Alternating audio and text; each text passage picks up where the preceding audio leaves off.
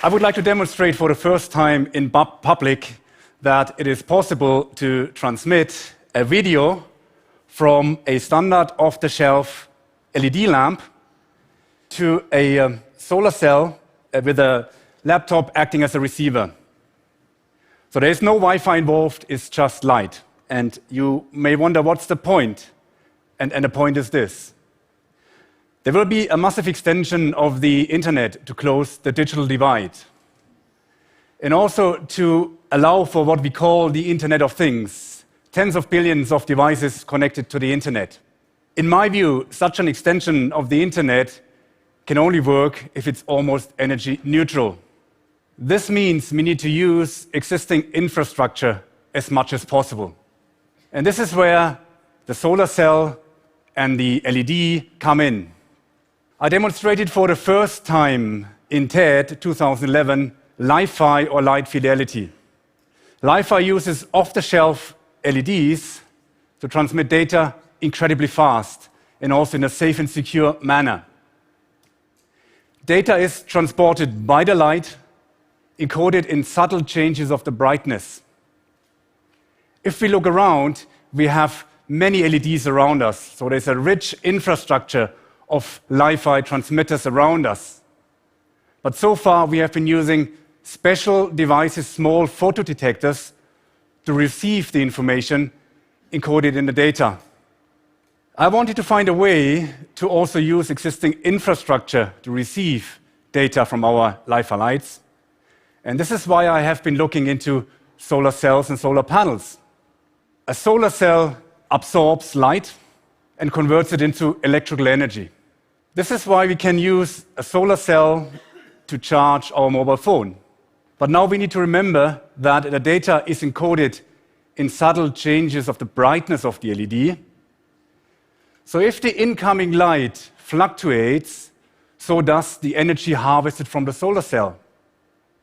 This means we have a principal mechanism in place to receive information from the light and by the solar cell, because the fluctuations of the energy harvested correspond to the data transmitted.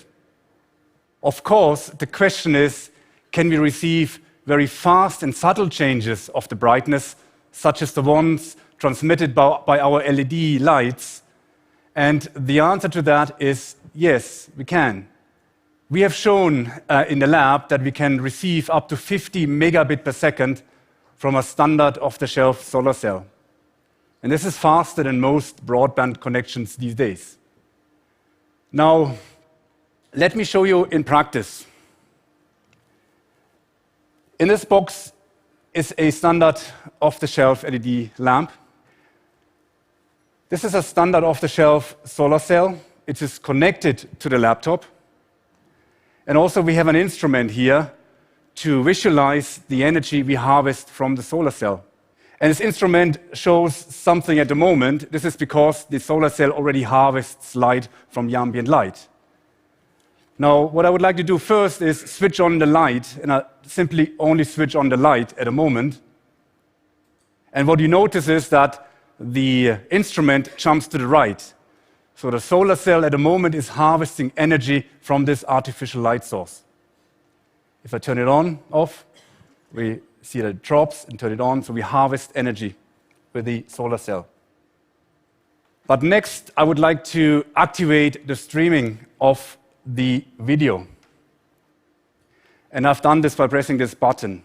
So now, this LED lamp here is streaming a video by changing the brightness of the LED in a very subtle way, and in a way that you can't recognize with your eye because the changes are too fast to recognize. But in order to prove the point, I can block the light of the solar cell. So first you notice the energy harvesting drops and the video stops as well. If I remove the blockage, the video will restart. And I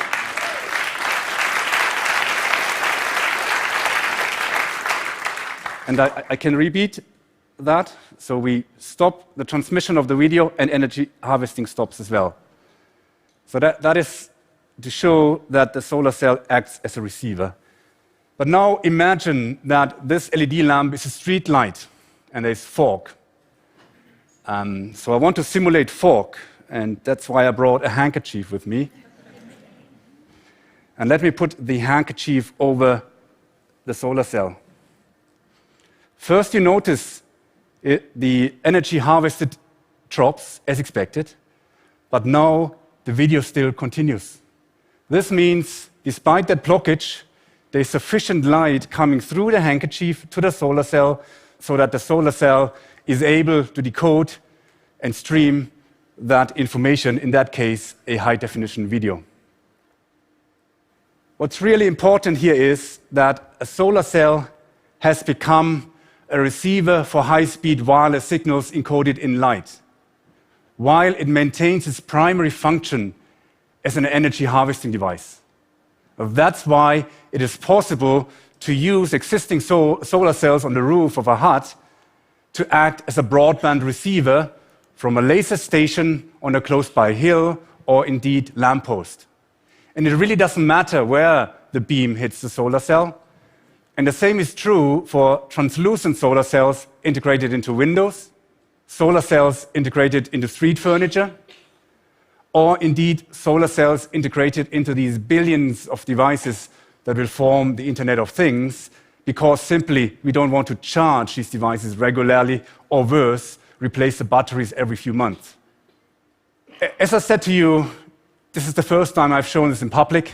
It's very much a lab demonstration, a prototype, but my team and I are confident that we can take this to market within the next 2 to 3 years, and we hope we will be able to contribute to closing the digital divide and also contribute to connecting all these billions of devices to the internet, and all of this without causing a massive explosion of energy consumption. Because of the solar cells, quite the opposite. Thank you.